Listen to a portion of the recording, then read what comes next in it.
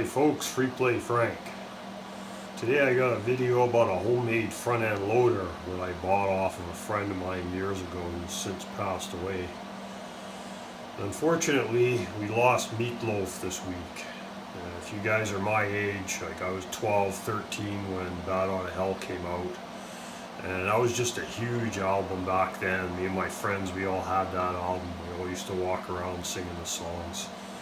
So I'm going to do a little tribute to him tonight, and I'm going to sing 2 out of 3 Ain't Bad. So you want to stick around for that. Alright, let's get going. Alright, so we have this homemade front end loader here. Now I didn't build this. This was built by a fellow named Roy Best. He was well known in the Vancouver suburbs in the 60s, 70s, and 80s, and probably still in the 90s.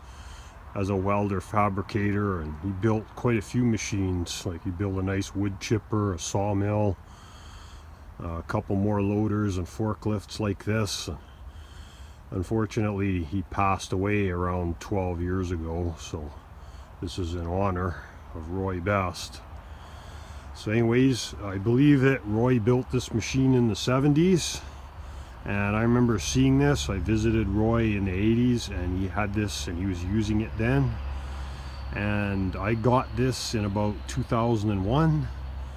And it was still running good then. The only problem it had was that it was on gasoline. And we didn't like it on gasoline, so we changed it over to propane.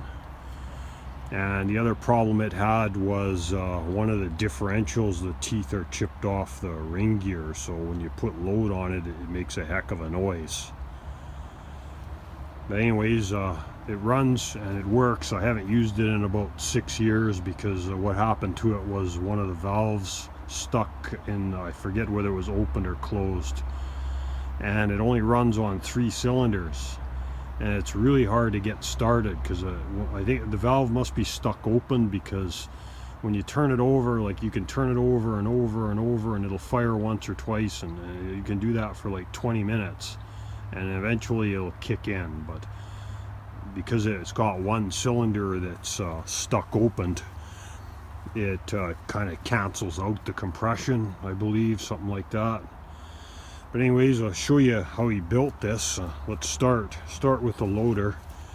Now it's an articulated machine. It steers with this 1 hydraulic cylinder, and it has this valve here.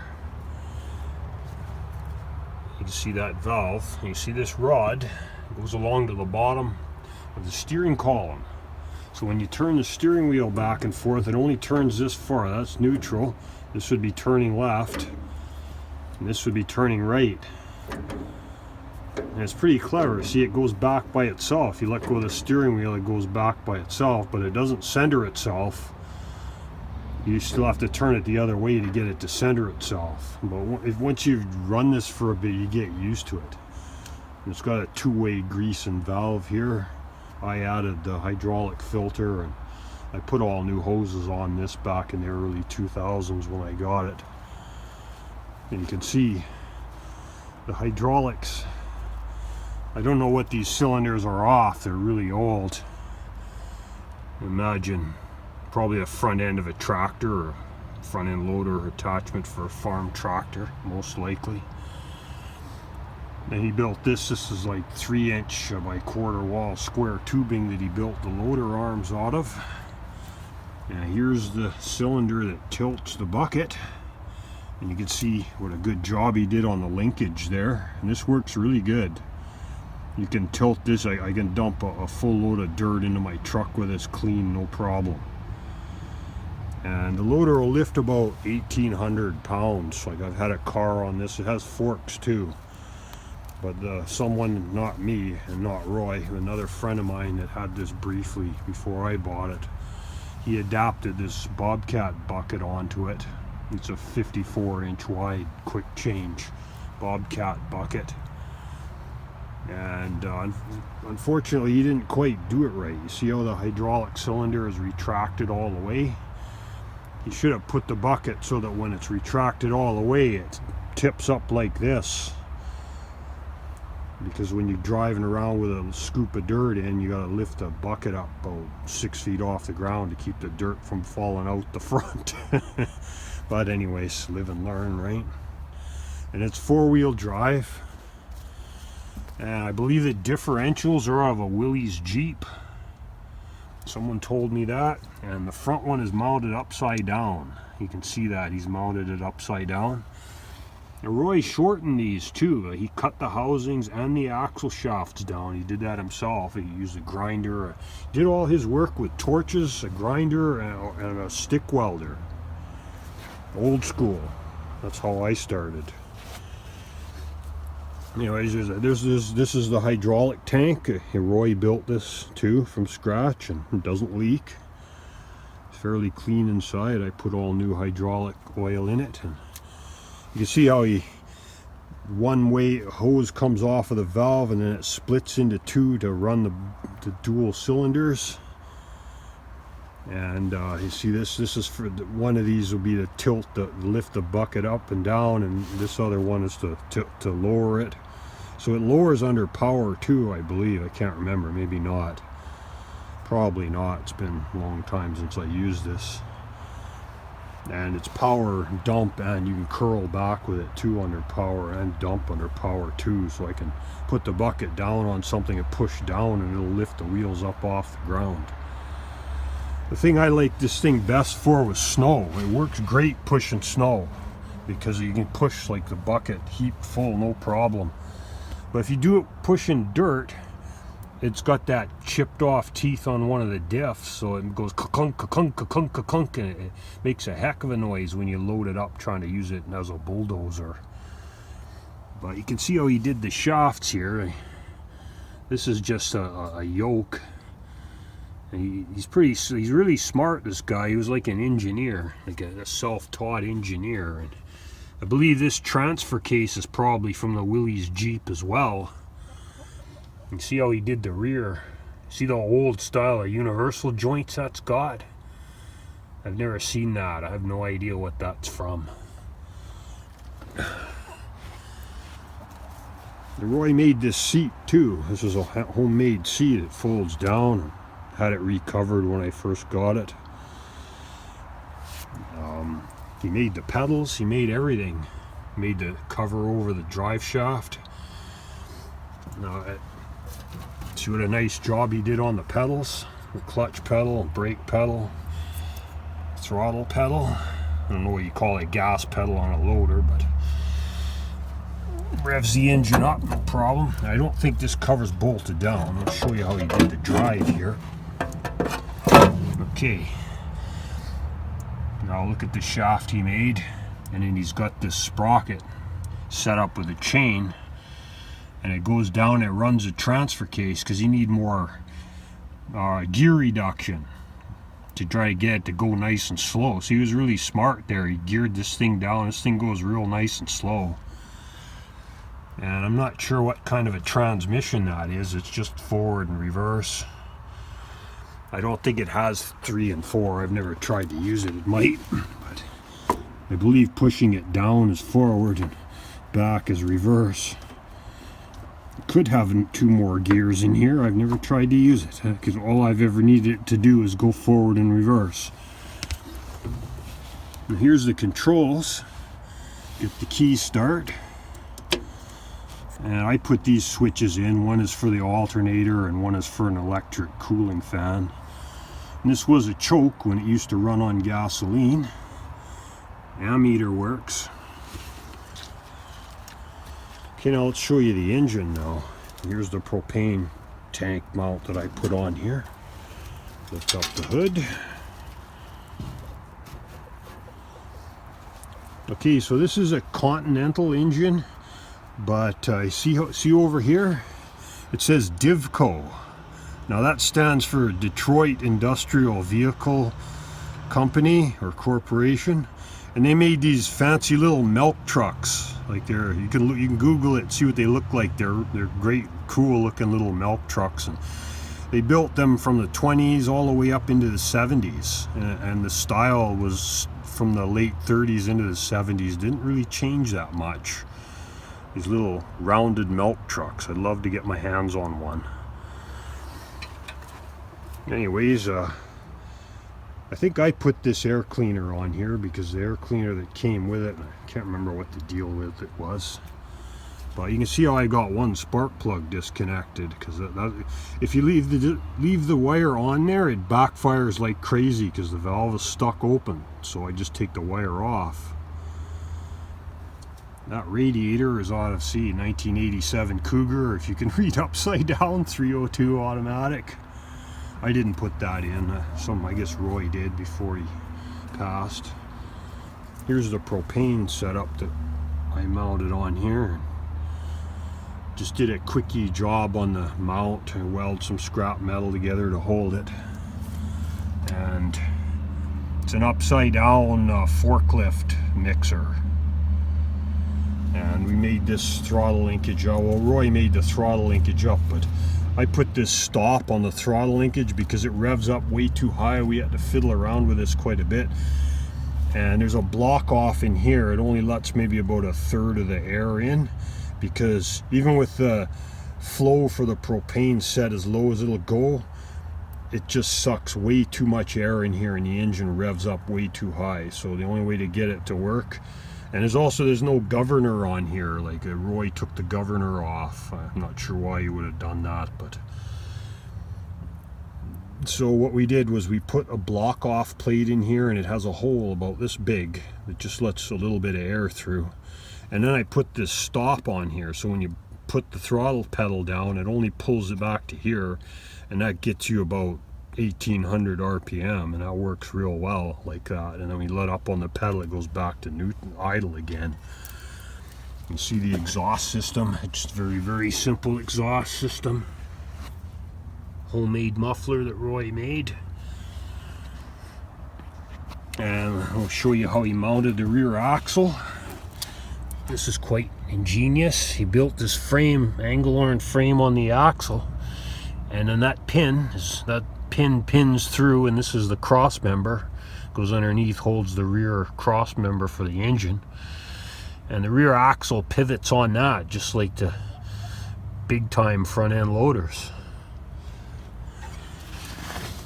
And there, underneath there's the hydraulic pump. So he made that shaft, little jack shaft, and mounted the hydraulic pump. It runs right off the crankshaft. I had to rebuild that pump because when I got this, it leaked like a sieve.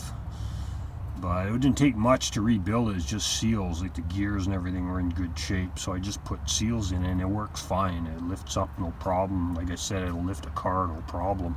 Lift a full bucket of dirt. I've pushed cars on and off the trailer with this thing, and I've pulled logs around with it, and it did work great. Okay, another thing I did to it was I added this counterweight. This counterweight is off of a international airport tug, one of those little tractors that tows the planes around at the airport, which is probably, I would say, the year-wise in the 50s, early 60s, because it had a straight 6 international green diamond motor in it. And I got more money for that motor than I paid for this whole machine, because the motor still ran good. I can't remember what was wrong with the machine. I think the transmission was gone or something, but I still got the steering axle from it too. Anyways, we'll shut the hood again with one hand. You already saw me open it with one hand. Well, we show you this side of the motor here. You can see you got a Chevy alternator on there. Another thing I had to do was rebuild the water pump because that leaked like a sieve as well. There's the dipstick down there. Let's pull the dipstick and see what the oil looks like. I haven't looked at this. Hope it's got enough antifreeze. Yep. It's got lots of antifreeze all the way up. Not up too high, that's good. This thing, I've never had to add oil to it. This thing doesn't burn oil. This motor's a tight motor. You can see the electronics. There's the coil. That's a voltage regulator. which I don't believe it's not active now. She's got one wire, because this is a one wire alternator. There's the back of the ammeter, there's the back of the ignition switch, and that's the starter solenoid. I added this big battery tray because I like those big truck batteries. They last a long time before you have to charge them again.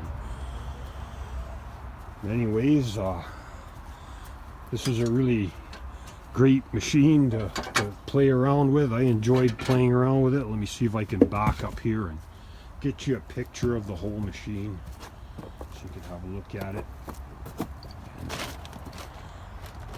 If you're watching from somewhere, Roy, we never forgot you.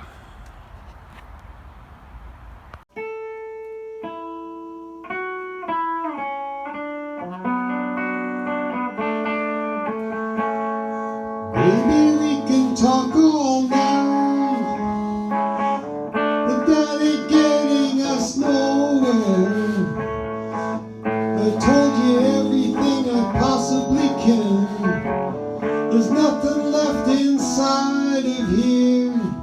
Maybe you can cry all night, but that ain't gonna change the way that I feel. The snow is really piling up outside. I wish you wouldn't make me leave here. I poured it on and I poured it out. I tried to show you just how much I care. I'm tired of words and I'm too hoarse to shout. You've been cold to me so long, I'm crying icicles instead of tears. And all I can do is keep on telling you I want you, I need you, but there ain't no way I'm ever gonna love you. Now don't be sad, 'cause 2 out of 3 ain't bad. I want you, I need you, but there ain't no way I'm ever gonna love you. Now don't be sad, 'cause 2 out of 3 ain't bad. You'll never find your gold on a sandy beach. You'll never drill for oil on a city street. You're looking for a ruby in a mountain of rocks. There ain't no Coupe de Ville lying at the bottom of a Cracker Jack box. I can't lie, I can't tell you that I'm something I'm not. No matter how I try, I'll never be able to give you something I just haven't got. Whoa, well there's only one girl that I will ever love. That was so many years ago. I know I'll never get her out of my heart. She never loved me back. Ooh, I know. Well, I remember how she left me on a stormy night. Oh, she kissed me and got out of my bed. I pleaded and I begged her not to walk out that door. She packed her bags and turned right away. She kept on telling me, she kept on telling me, she kept on telling me I want you, I need you, but there ain't no way I'm ever gonna love you. Now don't be sad, 'cause 2 out of 3 ain't bad. I want you, I need you, but there ain't no way I'm ever gonna love you. Now don't be sad, 'cause 2 out of 3 ain't bad.